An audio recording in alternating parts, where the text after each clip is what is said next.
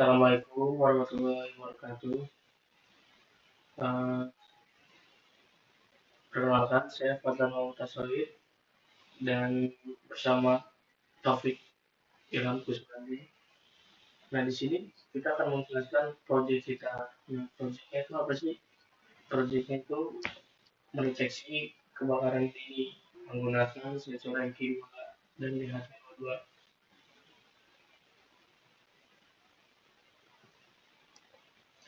Nah, terus di sini saya akan menjelaskan alat apa aja yang kita gunakan untuk membuat proyek ini. Nah, yang pertama itu ada ini SP32. Nah, SP32 itu adalah microcontroller utama yang berfungsi untuk membaca data sensor, memproses data, dan mengontrol output sistem. Nah, SP32 juga ini terhubung dengan platform link dan Telegram melalui koneksi internet. Yang kedua itu ada MC2. Nah, MC2 ini alat yang kita ganti. Harusnya kita menggunakan sensor lain, tapi di 20 ini nggak ada, makanya kita menggunakan sensor MP2. Nah, sensor MP2 ini untuk mendeteksi gas atau asap di lingkungan sekitar atau di lingkungan yang kita pasang. Nah, kalau misalnya kadar gasnya meningkat, maka sensor itu akan mengirim data ke ESP32. Nah, yang ketiga itu kita ada sensor DHT22.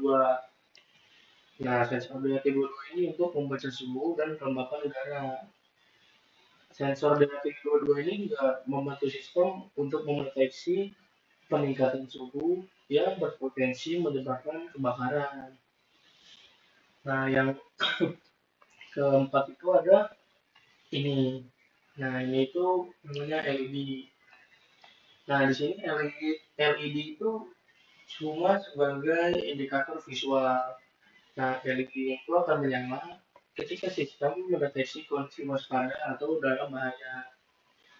Nah, yang keempat itu ada buzzer. Nah, buzzer itu cuma sebagai alarm suara untuk ngasih tahu lah peringatan sistem untuk pengguna kalau misalnya kondisinya terdeteksi dalam keadaan bahaya ataupun waspada. Nah, yang terakhir itu ada resistor.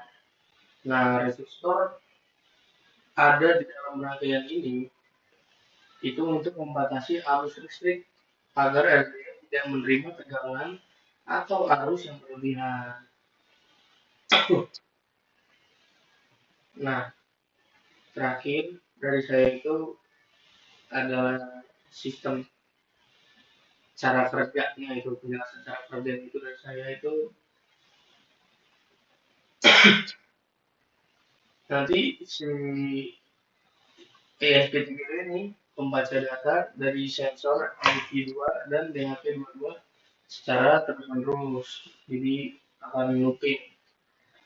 Nah, data tersebut itu diproses sama SP32 yang tadi saya sebutin, itu untuk menentukan dalam kondisi apa, apakah aman, waspada, atau bahaya. Nah, kalau misalnya ESP3 itu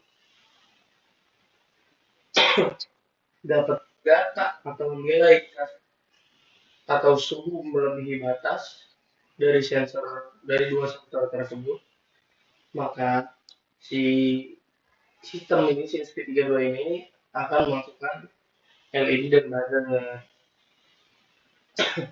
dan akan mengirim notifikasi kepada pengguna maupun itu di Zoom atau di Telegram. Nah, selanjutnya itu akan dilanjutkan oleh Taufik.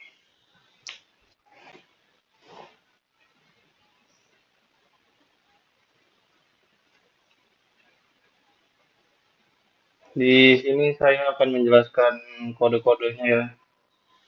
Untuk bagian pertama ini ada yang digunakan untuk menghubungkan ESP32 dengan platform IoT Blink. Di sini ada Blink Template ID, eh, gunanya untuk menaruh ID template project yang ada di Blink. Selanjutnya ada Blink Template Name, fungsinya untuk nama project pada dashboard Blink. Di sini saya kasih nama Smart Fire Alarm. Terus selanjutnya ada Blink Out Token. Ini tuh adalah token autentikasi agar ESP32 dapat terhubung ke akun Blink. Nah, gunanya ini adalah agar data sensor dapat dimonitor melalui smartphone secara real time. Selanjutnya ada library yang kita import ke dalam project ini.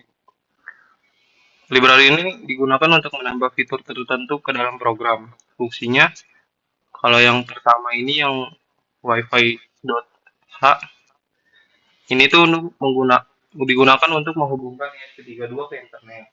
Selanjutnya ada Blink Simple ESP32. Ini tuh digunakan untuk komunikasi antara ESP32 dan aplikasi Blink. Selanjutnya ada DHT.h. Itu tuh digunakan untuk membaca sensor DHT22. Selanjutnya ada HTTP client.h.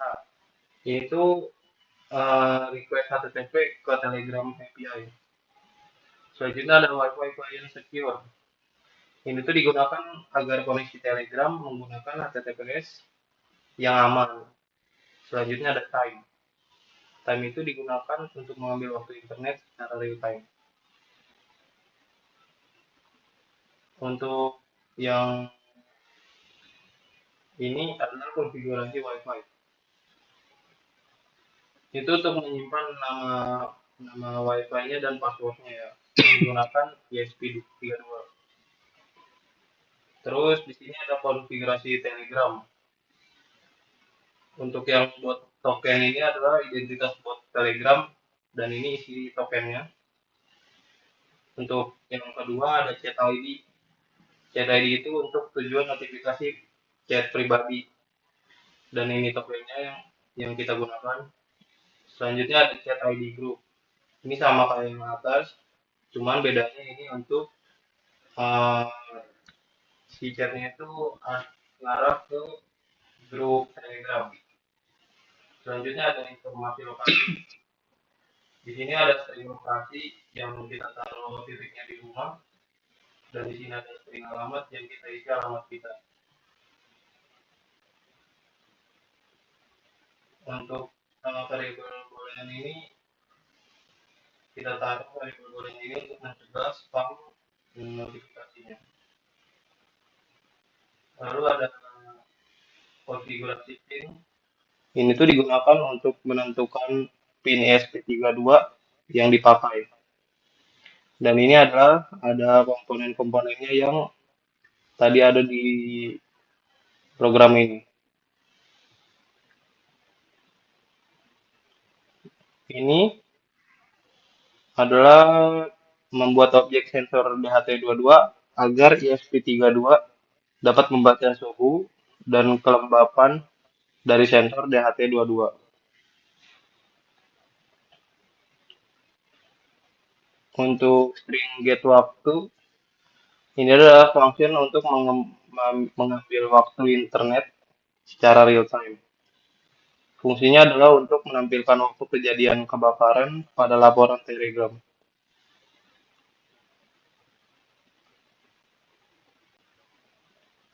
Di sini ada function kirim ke Telegramnya ya. Ada void Telegram, string pesan, pesan yang tadi. Ini ada chat ID. Ini tuh function untuk mengirim pesan Telegram menggunakan API Telegram. Untuk yang encode ini adalah mengubah format karakter agar bisa dibaca URL. Fungsinya juga untuk mencegah pesan Telegram tidak error saat dikirim.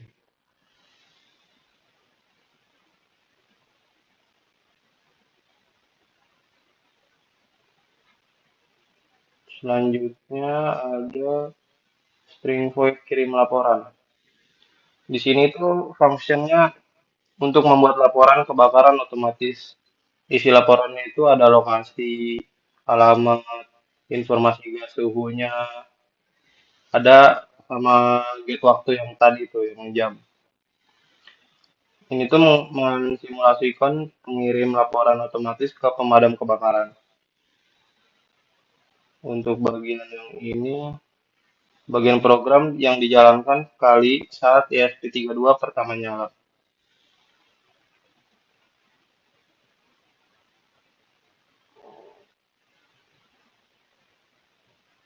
Terus ada,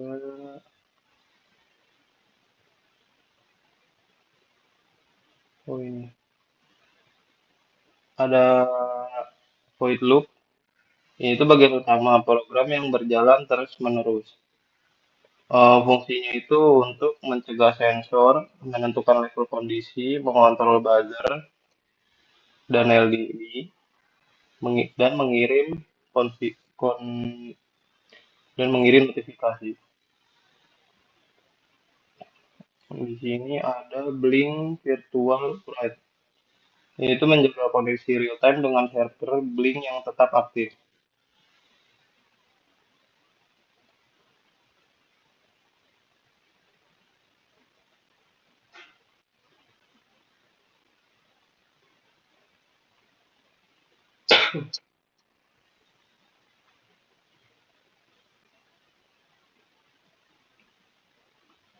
Untuk bagian ini itu menentukan kondisi waspada yang dari gas sedang, suhu mulai meningkat, dan kalau misalnya si kondisi itu udah terjadi, buzzer itu akan bunyi pelan, LED menyala, status yang waspada akan tampil. Dan ini untuk menutup kode kode program ini ada ditaruh delay 1000. Itu tuh memberi jeda program selama 1 detik. Fungsinya agar pembaca sensor tidak terlalu cepat dan sistem lebih stabil. Jadi ini kita coba aja.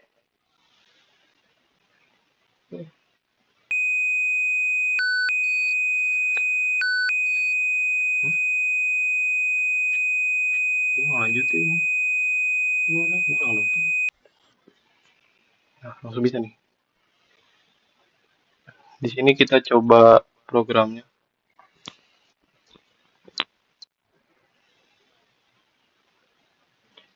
Di sini ada informasi kirim ke 788. Ini adalah adalah token Telegram yang chat pribadi, dan di sini statusnya udah berhasil. Coba kita cek. Nah, ini adalah chat yang si botnya kirim, dan dia akan mencoba kirim eh, alamat lengkapnya. Dan di sini statusnya udah berhasil. Coba kita cek. Dan di sini ada laporan kebakaran yang isinya tuh ada lokasinya di mana, alamatnya juga, sama gasnya berapa, suhunya berapa, dan ada jamnya juga. Selanjutnya Telegram akan mengirim Selanjutnya Telegram akan mengirim ke grup chat yang ada di Telegram, dan ini kan kode yang tadi tuh yang grup, dan statusnya berhasil. Coba kita lihat. Untuk grup Telegramnya ada di sini, dan pesannya berhasil terkirim yang dikirimkan oleh bot. Isi pesannya juga sama ya, ada lokasinya di mana, alamatnya di mana, gasnya berapa, suhunya berapa, dan ada jamnya juga. Untuk blinknya juga berfungsi ya, ada. Ya tadi tadi juga ada sempat ada bunyi blinknya juga, dan itu udah terhubung ke blinknya berarti. Dan ini ada status bahayanya juga. Berarti di sini program berhasil dijalankan dan mengeluarkan output Telegram. Yang pertama itu ada Telegram yang buat chat pribadi. Mungkin ini ntar bakal dikirim ke si pengguna dan bisa juga si bot ini kirim ke grup, entah itu grup komplek, grup perumahan, grup pemadam. Yang di sini udah berhasil mengeluarkan outputnya.